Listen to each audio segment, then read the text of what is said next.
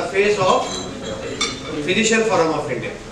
We are known by them, we are recognized by them, we are privileged to have them. I give it to Dr. Tulsi sir to introduce the topic and our wonderful speaker.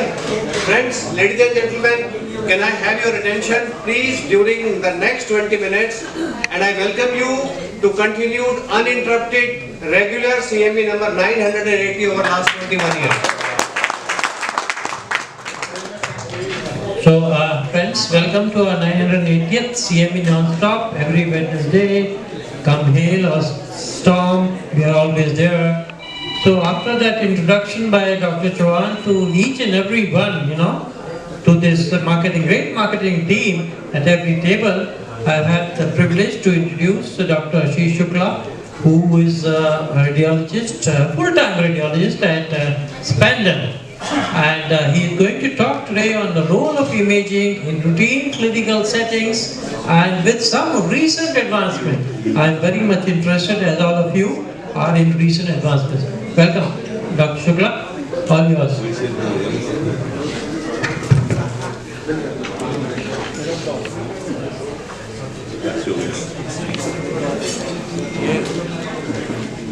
ये बंद कैसे चालू करो?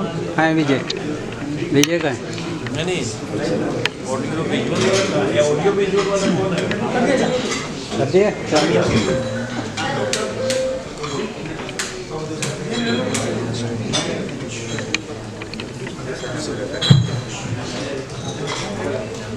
Dr. Shukla, if you can you can keep yourself a little brief. We can have some more interactive questions. I've got a lot to cover because there are so many advancements, so I'll try to be brief as well. So good evening all. I am Dr. Ashish Shukla. I am a consultant radiologist at Spandam Diagnostic Center at Noida. Today I will be talking about the role of imaging in routine clinical settings. Why imaging is important is the most important question. So I will try to talk about this with some interesting cases. So this is an image about a 19-year-old female who came to us with complaints of vomiting and pain in the pelvis.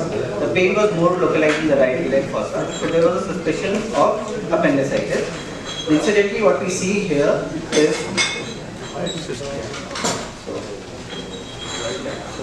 we see normal right ovary, the uterus is normal.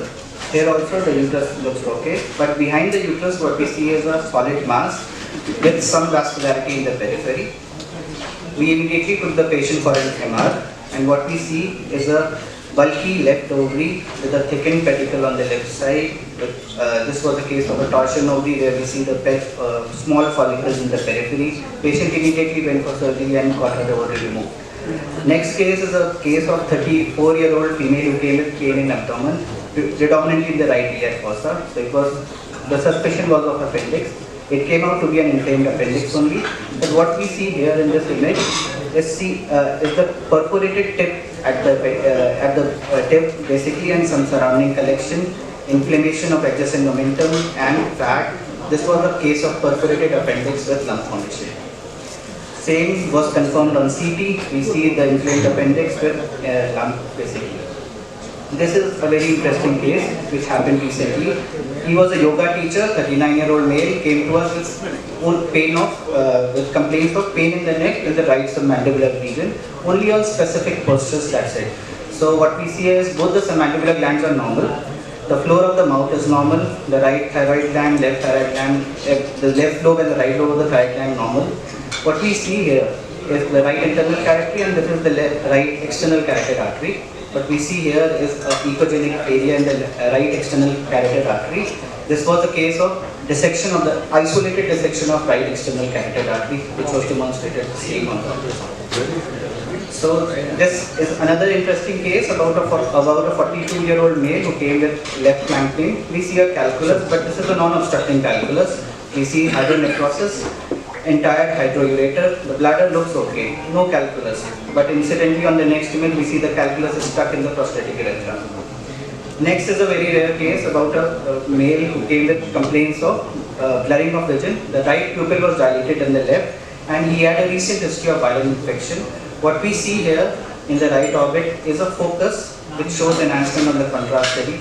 This is an enlarged CVD ganglion, which is a very rare finding of at least pupil basically, for which I am getting it published in the Royal College of Ophthalmology Journal, called the Eye Journal in London. So this is another interesting case where a 46-year-old male who was a chronic alcoholic, he had gallstones for which the clinician advised MRCP. So what we see here is a case of calculus polycystitis, but mind you, look at here. This is a duodenum which has got cysts in its wall. What we see here is the pancreas, and the main pancreatic duct is dilated. So this was a case of chronic pancreatitis with a very, very rare complication of cystic dystrophy of the duodenal wall. It's very rare, and usually the duodenum has to be dissected. We couldn't follow it up. The patient was from Northeast, didn't share any details with us, so I don't know what happened. But anyways, this is a very, very rare case.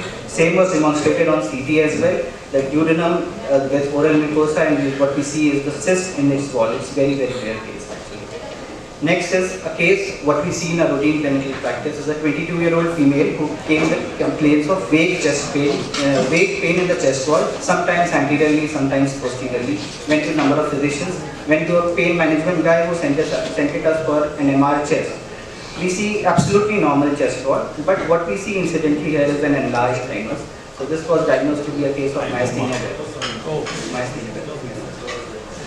So coming on to the routine CT indications. So for CT head, trauma is the most common indication, where we see a low GCS or even a normal GCS to rule out if the patient has complaints of headache, seizure, loss of consciousness, nasal bleed or anything.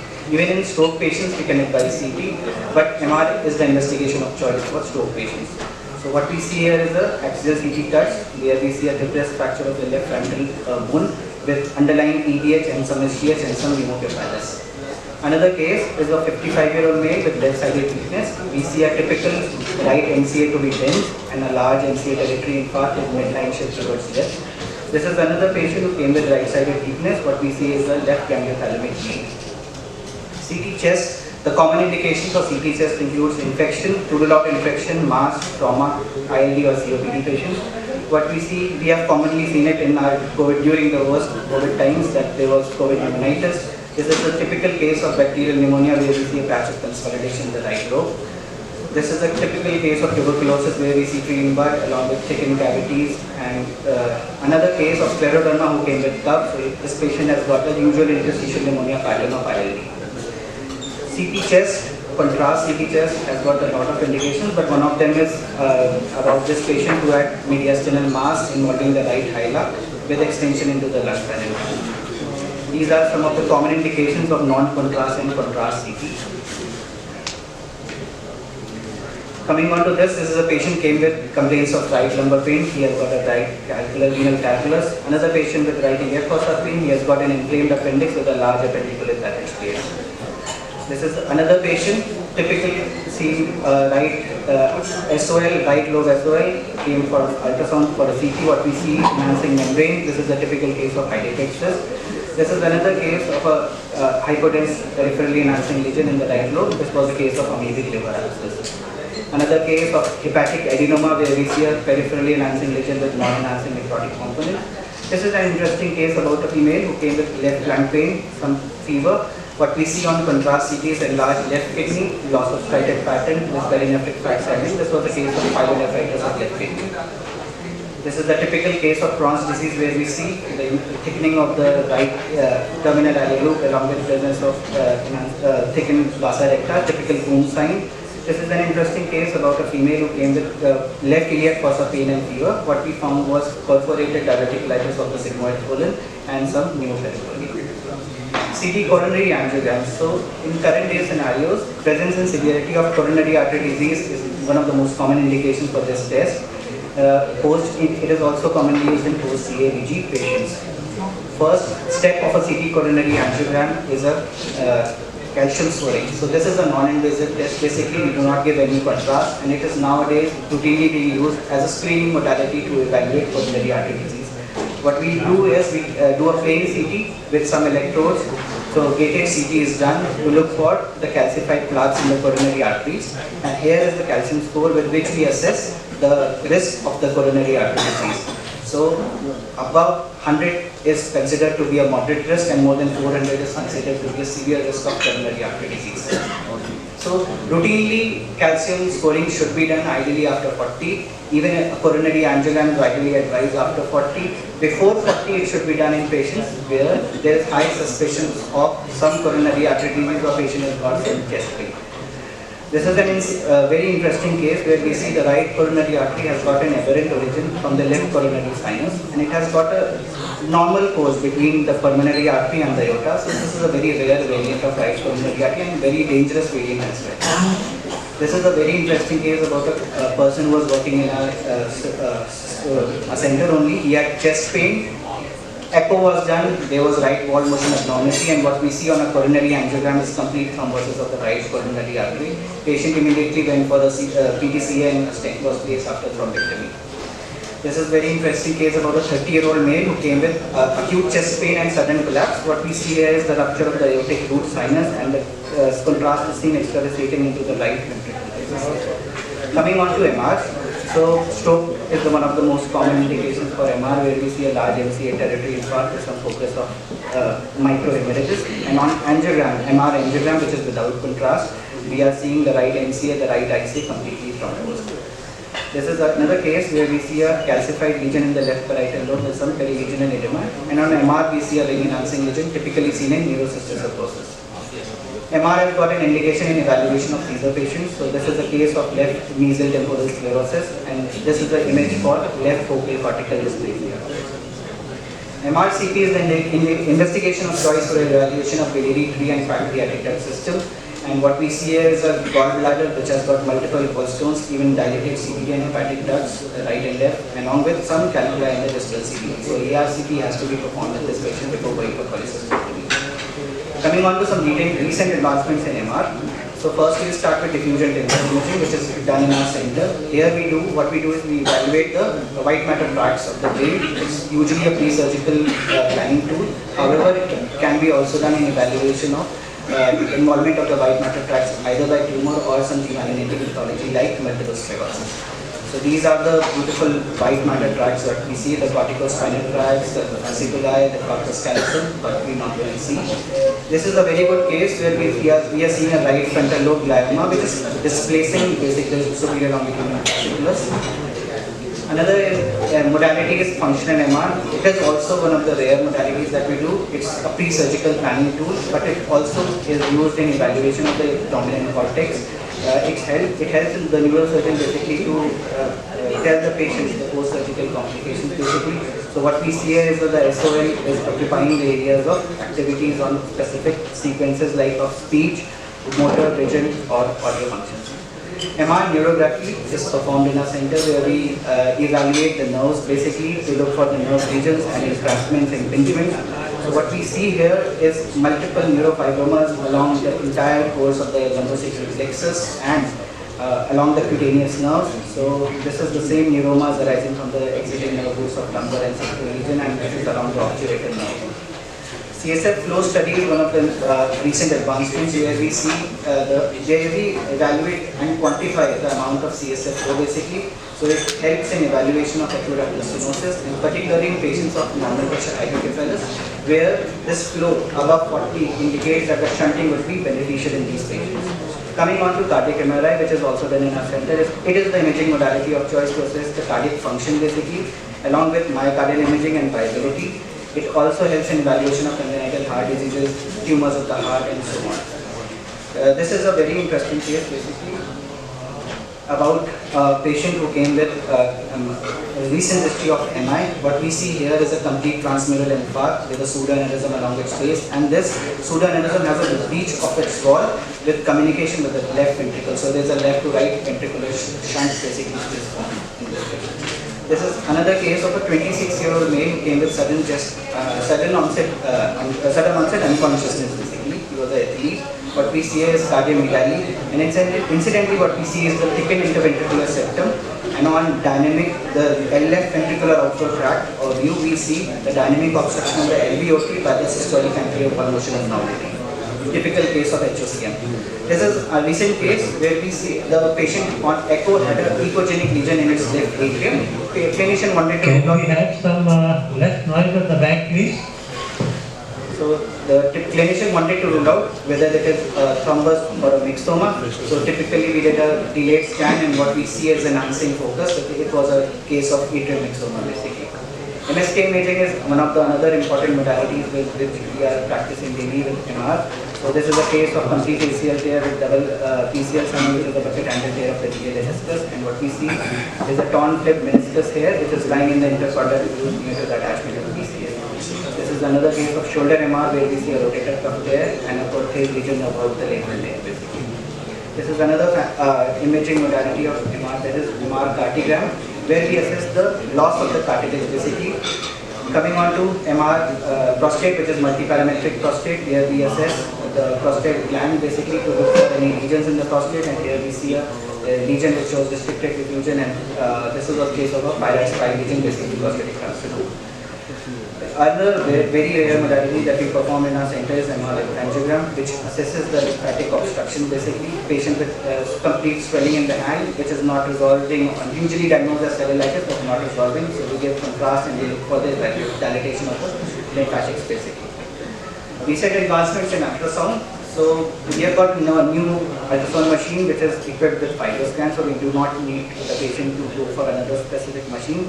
Ideal indication for a FibroScan is to have 4-hour fasting and then to look for the fat within the liver and the fibrosis basically. So with this shear wave elastography, we assess the fat quantification and also the fibrosis. Now the criteria earlier, now this machine says it's 5, but still the criteria for liver stiffness is still 7, the cutoff mark, and this is the cap values basically, control attenuation parameters, with which we quantify the fat within the liver. So this is less than 259 is considered as normal, 259 to 281 is mild, and above 284 is moderate, and then beyond that is very recent advancement is a 5D USG basically. So what it does is a 3D images which we see on a live performance, that is a 4D USG, and with 5D we have got an AI which automatically calculates all these parameters. And that's the way I conclude this. Thank you. Okay, thank you.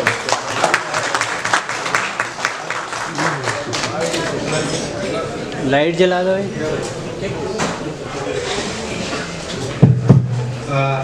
Thank you, Dr. Ashish. You can come here. You can come here. I think wonderfully constructed presentation. Finished in 16 minutes. One second. I think we less time than the introduction. बेटा light Yes, Dr. Amish, can you come in front? There is a seat here, and we will have a lot of inputs from you because input from you is going to be very important. And thank you for your presence today because नहीं sir आज मैं comment pass मुझे मालूम, no, you came on a very special invite. आपका स्पंदन से और इससे पहले स्थानीय से बहुत ही क्लोज कॉन्टेक्ट रहा है, ठीक है। मैं आपका इनपुट लूँगा, लेकिन मुझे कुछ चीज़ें बतानी है। पहली बात तो ये कि 99% of people here are physicians and some are super physicians like Dr. Sen Gupta, who is a diabetes specialist consultant in NHI, Dr. Pradeep Gupta. But radiology is something which is not very easy to understand. I can assure you, Sen Gupta would remember when Dr. Suri used to teach us how to read a normal X-ray. Even today, some of are not able to understand what is right anterior oblique, what is left anterior oblique, whether trachea is central or not, where do you require lateral chest X-ray. So it is not easy for us. When I was doing my internship in 1984 in Maulana Azhar, ultrasound was a dream. There was only one place in entire Delhi where ultrasound was happening, and that was in Mass. And we had to take an appointment from Colonel Pant for ultrasound. And today you can understand where have we come. So radiology as a branch and imaging as a specialty has evolved over so many years. before I give it to Dr. Tulsi sir for his context, I think the real person where I would like to go and take the context would be Dr. Abha Parashar. Ma'am, your comment on the presentation and what would you like to say? My heartiest congratulations to Spandan team and especially to Dr. Ashish. It was so heartening to see that you are able to handle all the modalities deftly and so well. And it is always great if you can connect all the modalities yourself and you are the best judge at the end of the day. So my best wishes and seeing that you have latest whatever is happening in the imaging under your roof and under one roof. Obviously interventional radiology will not be in the scope of setup. We will definitely need more advancements for that. Congratulations. Thank you, Dr. Abha. Dr. Amish Vora sees a lot of malignancy, and I am sure he must be arguing vehemently with the radiologist at times. I would like your comment, sir. I know Dr. Tulsi is waiting in the wings, but he will have lot of time. Despite the extended introduction and everything, it is only 10 o'clock, so we have some time for discussion. Dr. Amish, please. So today I don't have a question, I have a experience to share with. Doctor Ashish को आज ही मैंने अभी बोला कि यार तू phone पे जितना सुनता है उससे ज़्यादा यंग दिखता है. And ma'am you are right, you know first time when I was introduced Sania is next door to hope. So for us as you rightly said imaging के बगैर हम काम नहीं कर सकते. I got introduced to doctor Ashish and I honestly didn't believe that one person can report ultrasound, CT and MR. तो starting के पहले 10 से 20 इसके रिपोर्ट मैं कहीं और ले जाके डबल चेक करवाता था. And the person was so spot on and he could diagnose things so well. I can say is that he has become an integral part of hope. और हम लोग हर 5 मिनट में जाते हैं आशीष को पूछ लेते हैं. Ashish, thank you so much and continue doing the good work. Thank you. Thank you very much, Dr. Amish. Dr. Amish, do you remember a patient, Mrs. Titari Khatun? The patient with gallbladder malignancy, whom you had sent to PSRI for FNAC. And there was something, very unique for which I had to take help of Dr. Amish. It was a poor patient from Bihar. Please, can I have your attention? सिर्फ 15 minute attention दे दो यार. अगली CME 3 महीने में स्पंदन से ले लो. सारी की सारी स्पंदन की टीम यहाँ बैठी हुई है और कुछ नहीं करना. नहीं, कुछ करना नहीं है, सिर्फ अगले 15 मिनट सुनना है. और उसके अलावा सिर्फ एक छोटा सा काम करना है. बस एक केस भेजना है स्पंदन. Only one. वो शिल्पी कितना आग्रही है? मैं ऑनेस्टली बताऊं, मैंने आज तक जिंदगी में सिर्फ एक सीटी कॉर्नरी एंजियोग्राम भेजा है शिल्पी को, वो भी सानिया में. मैंने स्पंदन में कुछ भेजा नहीं है, बट मैं आई प्रॉमिस अभी बैठ जा रहा हूँ. मैं भेजूंगा, मैं डेफिनेटली भेजूंगा. मैंने भेजा है. मैं डॉक्टर पोदार ने मुझे इंट्रोड्यूस नहीं किया. नहीं हो गया. एक मिनट. मैंने कब बोला? डॉक्टर पोदार मुझसे नाराज हो रहे कि मतलब आप जो है ना इतना डिटेल इंट्रोडक्शन मत करो. मुझे पता था प्रेजेंटेशन सिर्फ 16 मिनट की है. अगर मैं इंट्रोडक्शन एक्सटेंडेड करूंगा तो सबको फायदा होगा. Doctor Podar is president elect 2027 DMA.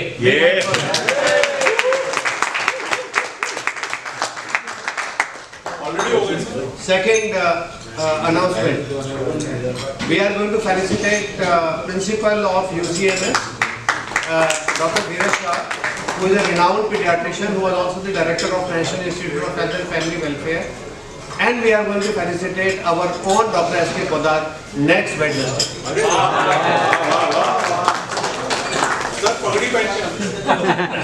एहसान मेरे दिल पे तुम्हारा है दोस्तों, ये दिल तुम्हारे प्यार का हमारा है दोस्तों. मैं हमेशा ये जानना कि इतना सारे अफिलिएशन सब आप याद कैसे रखते हो? डू यू रिहर्सल और यू रिमेम्बर? सर रिहर्सल तो करते होंगे। You can ask रेनू कि मैं कभी रिहर्सल नहीं करता, किसी भी चीज का मैंने आज तक रिहर्सल नहीं किया। एक टाइम था जब डॉक्टर अमीश मुझे कहते थे कि मुझे CME अटेंड करने की इसलिए जरूरत नहीं होती, मैं आपका वो इंट्रोडक्शन पढ़ लेता हूँ इनवाइट का, तो मुझे सब समझ में आ जाता है कि क्या कह रही हो मैसेज है, क्या CME है। ठीक है, आजकल इसलिए मैं क्या करता हूँ, मैं बहुत चालाक हो गया हूँ, मैं इंट्रोडक्शन भेजता ही नहीं, मैं लिखता हूँ एजेंडा फॉर द CME, पढ़ते रहो क्या लिखा मैंने। सो I would request Dr. Tulsi sir to set the context for यार एक मिनट देवेन, क्या फायदा हुआ आपके खड़े होने का यार, जब आपके तुम्हारे पीछे देखो, सुनो, अगर आपके क्षेत्र से ही जो है ये स्पेशल इंटेंसिव रिवीजन में इतने नाम निकल जाएंगे तो डॉक्टर पोदार साहब के ब्रदर कैसे जीतेंगे बताओ। ठीक है, हाँ मैं एक चीज कहना भूल गया, डॉक्टर एस के पोदार के रियल ब्रदर जो है,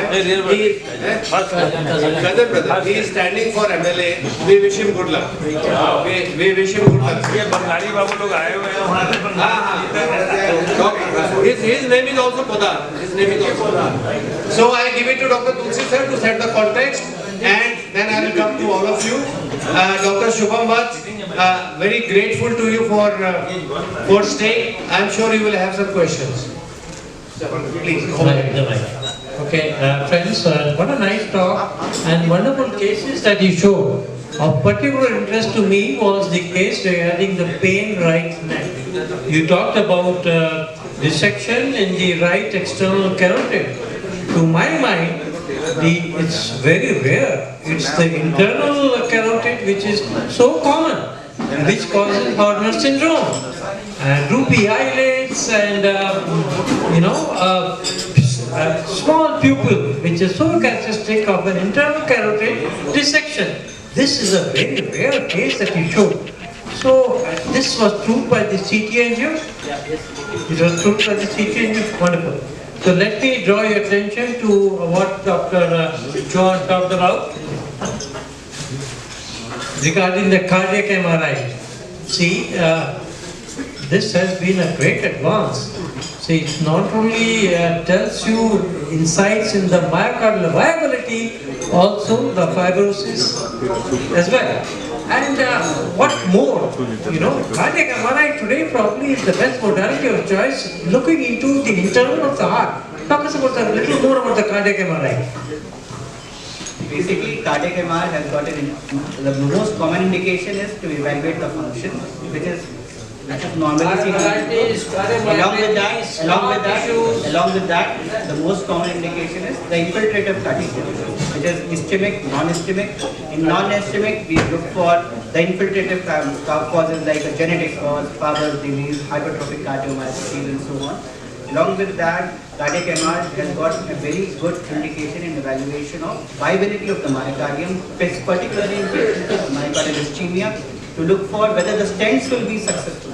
And stable coronary artery disease with positive stress test. So this is the indication of doing this. Right, sir? Okay, let me talk further. Our gastroenterologist friend, Dr. Shubham is here. Where is he? Dr. Shubham, please can you come here? Dr. Shubham Vats is Director Gastroenterology at Fortis Vasankunj. He has his own center at Shivalik with his brother Dr. Pulak Vats, who has actually now started practicing at Lajpat Nagar. पूछ ले यार. So, Doctor, I'm asking. So let me talk about the MRI angiography. I'm sure Dr. Shubham must be referring to you. So this would be for monitoring of IBD. He says yes. What do you say?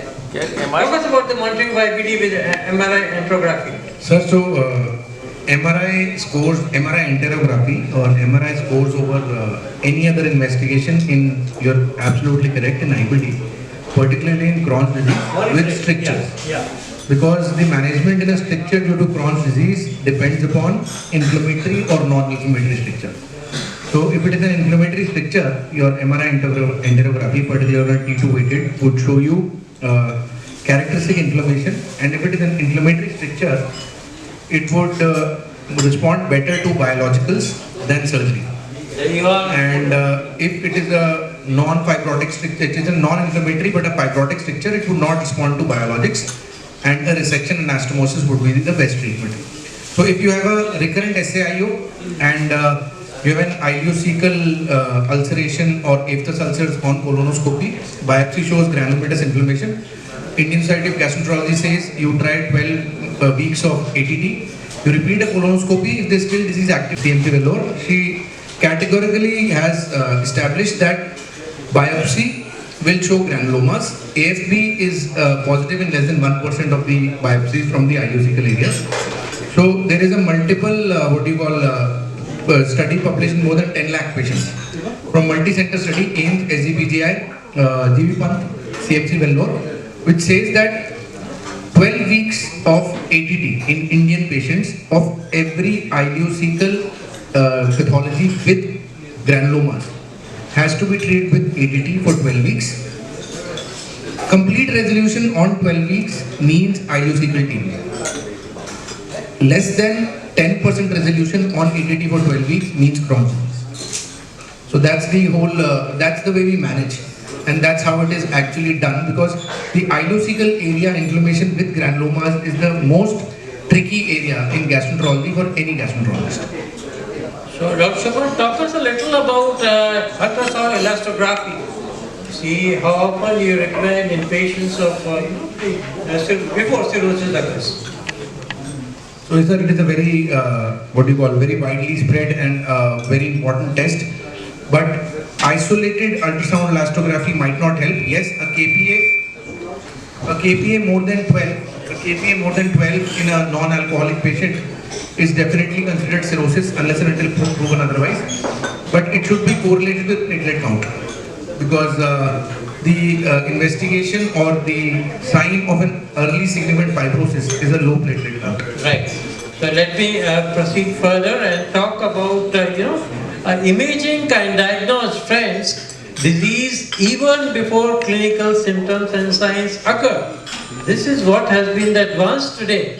For example, in LDCT, see, you could diagnose cancers or precancerous lesions in the lungs by an LDCT. Talk about that. Basically, nowadays, higher resolution CT is as number possible to look for the small lesions in the lung. HRCT. Chest, basically. Even earlier it was not possible. Now with the higher resolution CT, we are able to look even small nodules which are more than 5 mm, which are suspicious. So our friend Dr. Bhaskar Shukla is here. So in neurology, see, diffusion weighted imaging has become the standard of care in acute strokes. It diagnoses ischemic penumbra even before signs were developed. So talk us about that. Dr. Shukla, would you like to take that? Yes, sir. It is our practice that in every patient who presents... In minutes. Yeah. Any patient who presents to us within window period. Window period means that is 4.5 hours from the time of onset. We routinely advise every patient for MRI with diffusion weighted imaging.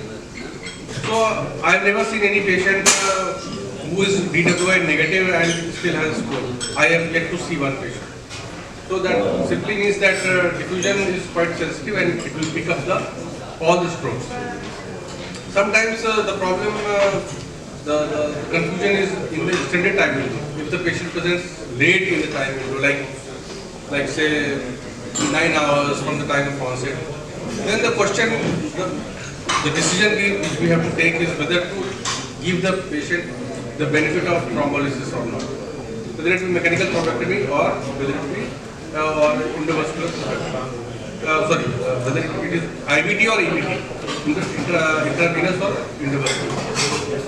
So there lies the whole thing that if the flare is still showing changes. Flare is normal, but the diffusion is showing changes. That means that we still have a salvageable cadence, and we should give the benefit of and we should go ahead with the IVT. And of course we have perfusion imaging also. So in simple centers which we do not have the facility of perfusion imaging, we can simply go for the diffusion and flare mismatch. If there is flare and diffusion mismatch, we can go for IVT. Basically, one thing more, even SWI is the bleeds basically before the infarct. That also changes the flow, I guess, to 50 Dr. Shukla, mic close to your mouth. Next. So CT is, I think CT is quite, I mean SWI is, I think according to me it is even more sensitive than CT to pick up the small bleeds. Even micro bleeds can be. Yeah, micro bleeds can be. But sometimes it's difficult to differentiate whether it's acute microbleed or chronic So microbleed. with SWI, so we have got two components basically, phase image and a normal SWI. So with the phase image, what we see in SWI is you are seeing a black focus, and same on phase image, which is a grayish right? If you can say that it is a microbleed. If phase image is white, hyperintensity, that is a calcification. So that even in patients with CT where we can even make a small calcification on CT, but MR will pick it up. The phase image of MR, even it will pick up 0.1 mm calcification, even it's along the GR. So that sensitive it is. MR itself is a very sensitive image. Has Dr. Vora left? Amish Vora? No, he's there. I'm listening to every word what you are saying. Okay, so this is for you. Regarding the FDG PET CT has higher diagnostic value as compared to the in bone mets as compared to the usual bone scintigraphy. What do you say, Dr. Meesh? Bone scintigraphy nobody does. Nobody does, he says. And so this is FDG. CT is the modality of choice Only PET for scan. bone mets. PET scan is done, I think, usually. So PET scan Yeah. still picks up the PET smallest of the bone lesions. Bone scintigraphy nobody does now. Unless until you don't have. FDG. Yeah, yes. And second thing is what I wanted to tell Dr. Ashish that 5 mm of nodules in HRCT, if you pick up versus 8 mm or 1 centimeter, the outcome does not change. We are chasing 5 mm and 4 mm nodules. Actually, we have to rethink that do we want to chase the small nodules. My last question to Dr. Ashish would be regarding radiation, friends. So, how much is the average, how much does an average person receive radiation from natural sources annually? Can anybody say? Yes, I have written it to recollect it. Can you say how much, what is the, okay. So friends, average radiation is 2 to 3 MSV. So can you say what is MSV? Millisiever. So this is what is 2 to 3 MSV. And X-ray just gives you 0.1 MSV. Hold on. Very little. But CT chest gives you 6 to 7 MSV. And CT abdominal will give you 8 to 10 MSV. So, you don't have to be very afraid to regarding the radiations. We know high doses can cause cancers, but the radiation is so low, it's not really fearsome. Talk us about this. Radiation hazard. Dr. Ashish, I also want to tell how many CT scans per year is allowed and is safe. Yeah, so normally up to 3 to 5 CTs per year is considered safe. Normally 3 to 5. 3 to 5. Even some say it is 25, some say 25, but in general practice, in cancerous patients, 25 is the number. The newer machines have less radiation. Even now the latest that machines that are coming with higher slices, they have got 50 lesser to radiation. 60% dose reduction. So the number of CTs can be. Better to send patients to, centers which have low radiations. Thank you. I think some more questions from the audience. Dr. Rahman Kadar sir has the question. Sir, please go ahead. पहले तो मेरा सवाल doctor Shubham से है about physiological constriction or whatever. As you said, empirically we must give 3 months of ATT, and if the response is less than normal, then you think ahead. What about MDR-TB? Response will be less. Have you taken care of that? So when we do an ileocecal area biopsy, we take at least 6 samples per vial in normal saline and in formalin. In the normal saline is for gene expert. So a gene expert on day 1 will diagnose MDR-TB. So that is covered for. And when I said about ileocecal TB and Crohn's disease, we were mainly talking about MR enterography. So that is why I didn't touch upon MDR TB. For MDR TB, we diagnose on day 1. And if gene expert is positive, it is no more Crohn's. So we shut Crohn's and we talk about ileocecal tuberculosis, which is way more common than Crohn's disease in India still. Dr. Ashish, about calcium scoring. Yes, sir. If I want only calcium scoring, Yes, sir. what will be the cost? Because it is kindly, it's kind of binding. Before starting statin, Yes, sir. you must know what is the calcium scoring. So normally we charge 6,000 for a calcium score, but if you send, we'll give you a good discount. Right, sir. A very close friend of mine has a case having DVT and being on anticoagulant for quite some time. Developed one eye loss of vision. And it was diagnosed with all modalities, ultimately ischemic optic neuropathy.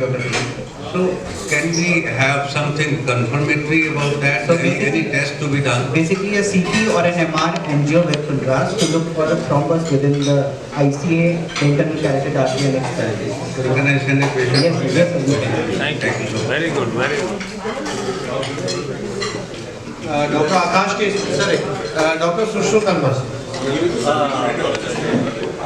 I'm a radiologist with a left 10-15 years. I would like to have a special session on preventive radio diagnosis, which modality, when and where, maybe sometime, because a lot of things like lung cancer, somebody has a very high chances of smoker. Yeah. So have a full lecture on preventive radio diagnosis, what, when, where. Very good. Dr. Sushrup is MD Radio. He's my batchmate from Malananda. But he left radio about 15 years ago. He is into various things. He runs NGOs. He's made a film with Amrish Puri and Om Puri for the first time in the history of Bollywood. Both actors in the same movie. And he is running a wonderful charitable organization. He is into preventive care. And he is the digital brain behind Physician Forum of India. He is our PSM man, preventive and social medicine man. Dr. Akash Keshri, our obesity expert, he has a question. Hello, sir. Thank you for great presentation. Very unique cases from a radiology perspective that we don't often get to see. In the cases, we see many cases of lipid like lymphedema. I wanted to ask you, is it useful from a clinical perspective to conduct the MR local angiography on such patients? And how will that inform our clinical approach going forward? Sound. Please. Mic close to your mouth.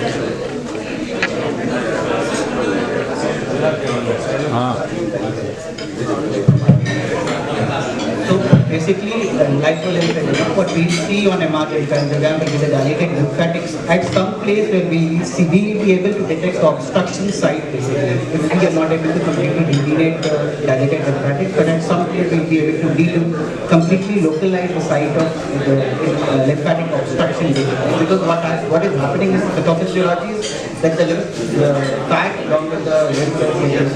So we'll be able to see what I showed in an image was the dilated mesh what we are seeing. That is the site basically where the clinician needs to focus and connect it to the adjacent vein. What it will do is it will bypass the lymphatic obstruction. So basically that can help to inform our approach to the patient and identify where we must focus the intervention. Exactly. Useful. Thank you, sir. Thank you very much, Dr. Akash. Anyone has a question? All right. In that case, what I would like is I would request Shilpi to please come here and.